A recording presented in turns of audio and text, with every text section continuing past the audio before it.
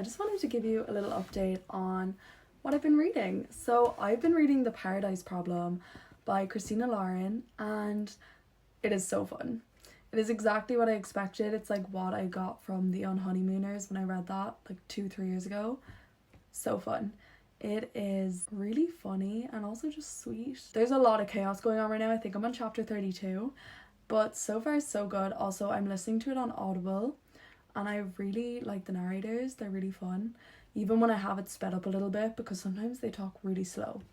Yeah, so far it's really, really good. I've been enjoying it a lot.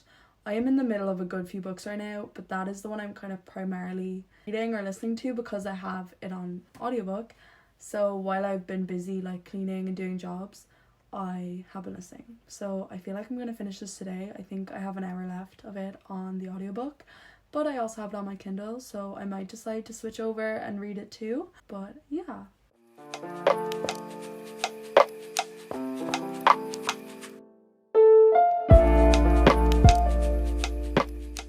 I never said or updated on The Paradise Problem, but I actually really enjoyed it. I think I gave it 3.75 stars or something, but honestly it's been a few days and I haven't thought about it, so it's probably going to be a 3 stars. But it was really fun. It was the perfect kind of summer read, and that is what I wanted, especially because it's really rare that we're getting really sunny days here. So when I was reading it, it was really nice weather, so I think I read it in the perfect time. I'm really glad I picked it up. It was just something nice and easy, and that's exactly what I wanted. So yeah, if that's what you're looking for, it's a perfect like beachy read. Definitely recommend picking that up.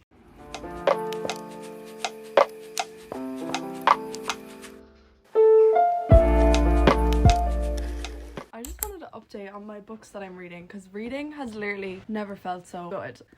Ready or Not by Cara Boston. I loved this. It was like this close to being a 5-star. It's a 4.75 and I literally adored it. There was like 1 or 2 lines that were a bit cringe. That's literally why it's not a 5-star. I love it, I love it, I love it. I would really recommend Don't Let the Accidental Pregnancy Deter You. It is so good. Also, I read Meet Me at the Lake by Carly Fortune. I personally loved this. I was expecting something like traumatizing to happen by the way people talk about this book and how much they hate it. I had so much fun. Yes, I am going to ask, how are you in love with someone from meeting them once 10 years ago? That doesn't make sense, but like, I'm not looking for a realistic love story here. Like, it's all good. There was obviously some bits that I was like, ugh, but it was so fun. I literally adore her writing so much. She's also started This Summer Will Be Different by Carly Fortune. Loving it already. I think I'm on page like 7, but I love her writing and her covers are beautiful.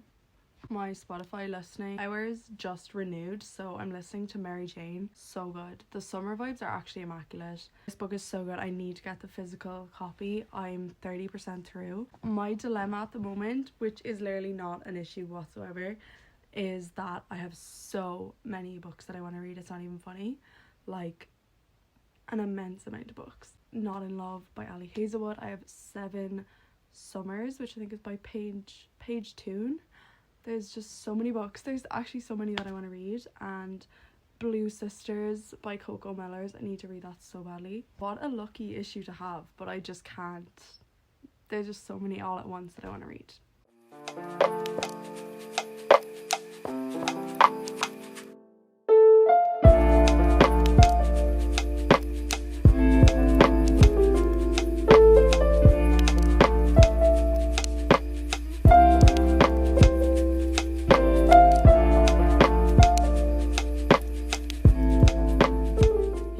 So I just finished Mary Jane and it was so good. I just never got a chance to update you.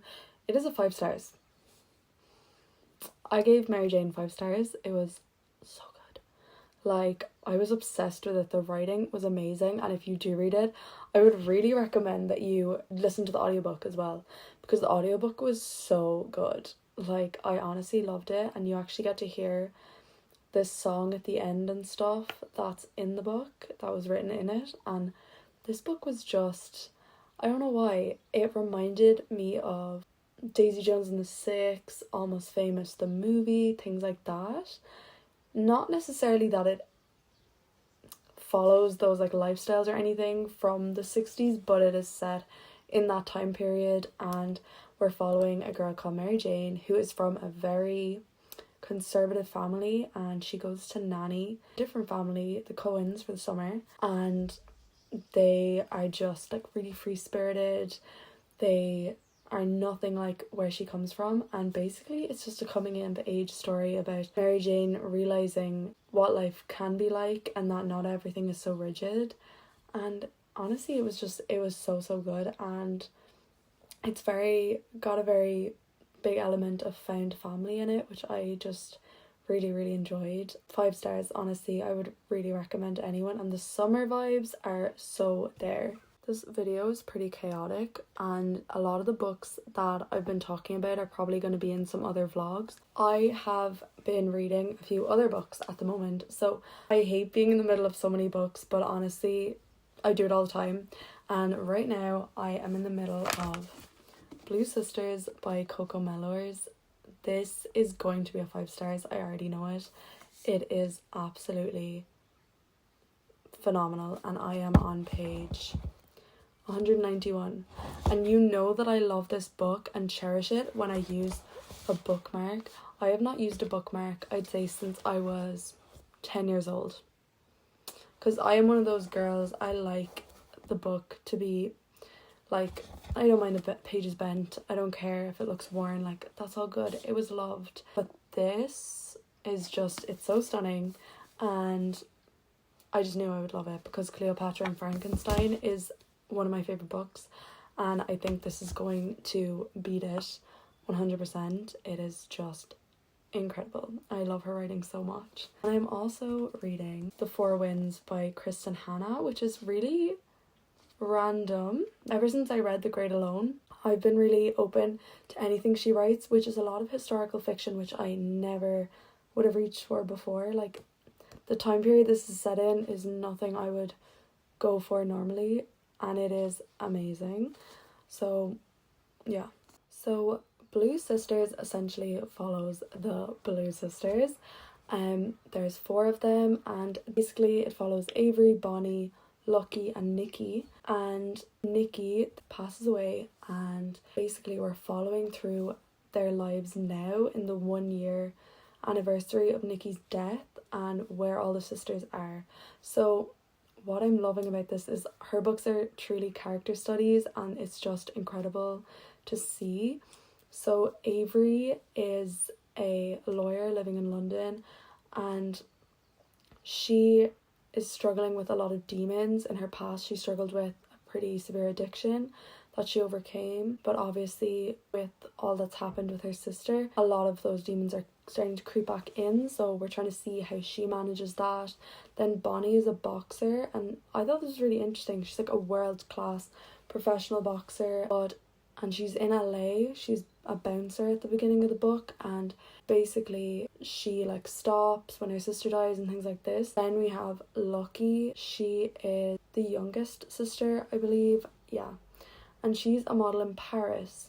So they're all over the world. All of the sisters are originally from New York, where they grew up. The sisters are quite distant from their parents. They don't really have a relationship with them. Basically, it's showing how all of them have such different, complex lives. They live all over the world, but getting through such a traumatic experience in their lives together, and how being sisters is what gives them strength. This book is just stunning, and the way that Coco Mellors is writing about sisterhood and sisters and like how that bond is so unique is just stunning, and it's just amazing. I'm a bit over halfway, and I like don't want it to end. It is just beautiful.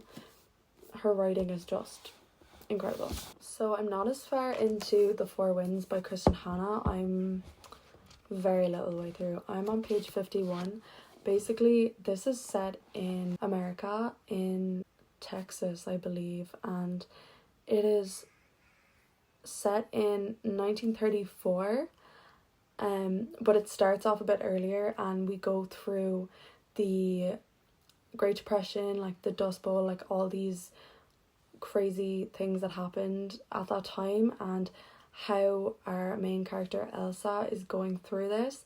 Elsa basically ends up pregnant, before marriage and is disowned from her family, and she has to move to a farm to live with the father of this child. That is as far as I am in the story as of now, but the back does says that Elsa is forced to move and they go to California to search for a better life, and kind of how going to California is not all that it seems, especially for a family that has grown up in such in a place of such nature, like agriculture and farming and really just hard labor. So yeah, I'm really interested how that's gonna go. I'm only barely into the story, but I think it's gonna be amazing.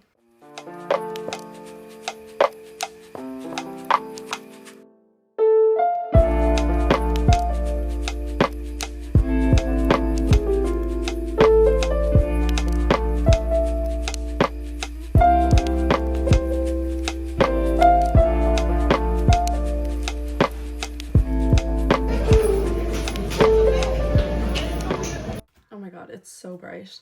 I hope that this isn't too intense and you can't see, like, I hate when you can see the like dust or something floating around. This is such a chaotic little vlog, but I feel like as I'm editing it, I'm seeing so many different random clips, but that is so fine. I'm kind of editing as I go along. It is so nice outside today, so I really want to read like my more summery books because it's Ireland, it's always raining, so it doesn't always feel like summer when it is summer. So trying to get in the mood to read like summer beach books while it's pouring rain is not the vibe. So today it's really sunny. I might walk down, there's these like really nice like park benches down by my house, like down the road, and it's really nice when it's sunny, so I might read there for a little bit. I'm not sure. I want to just talk a little bit about This Summer Will Be Different by Carly Fortune. I'm on page 222, angel numbers, and I don't know, I think because the weather has not been peak summer weather here. It is Ireland, so it is mostly raining all the time. So even in June, it's not going to be sunny weather, and I forget that every single year, even though it's never different. I don't know. Maybe I'm just expecting like crazy sun every year, like a miracle, but it's not going to happen. Today though, it is really sunny, so I'm in the mood to read it. This has been the issue, is that when I started this, we had really nice weather, and then it just was torrential rain like every day, and when it's raining, I don't want to read a summer book. It's not the vibe. I want to read something cozy, and this was just too summery, so I'm afraid I'm not giving this the best chance because like I'm such a mood reader and I wasn't in the mood for it. But I think I'm going to read it a good bit today because the weather is so nice and I think it is the vibe. This book is about Lucy and Felix, and it's the like not brother's best friend, best friend's brother trope. I hate kind of narrowing down things to tropes, but this is essentially what it is. Lucy and Felix meet years and years ago when Lucy is waiting for her best friend to meet her in Prince Edward Island, and she gets there a little bit earlier and she has this little one-night stand with this guy, but it turns out that it's actually her best friend's brother that she's never met. And basically her friend had this rule that like never fall in love with my brother. So yeah, she's in a bit of a predicament and they both decide they're not going to tell Lucy, and it's kind of going back and forth. Carly Fortune does that a lot with like dual timelines, so it's going from like what's happened, because it was, I don't know how many years, I think it was like 10, no, 3, hold on, 5, it was 5 years ago. So she and Felix are kind of keeping the secret, and yeah, it's really really good so far. The one thing, okay, I don't know about you, sometimes when the characters like have hobbies that like I'm not interested in, I don't really care, but Felix does like shucking with like oysters or something, and I don't care. I don't care. Like he was at like a shucking competition and he was like so stressed, and it was like he was like, oh, like I get so nervous before I shuck. I'm so sorry, if you're passionate about it, you do you, but I don't care. I don't care. Like, I just couldn't. I was like skimming that. I was like, oh my god, just eat it. Just, it's fine. Yeah, so that's the only thing. Maybe I just have like a personal vendetta against oysters. I don't know. But yeah, I'm gonna try read a bit more of this today. I'm like over halfway. Yeah, I don't know. It is really good. I think I just need to get more immersed into it.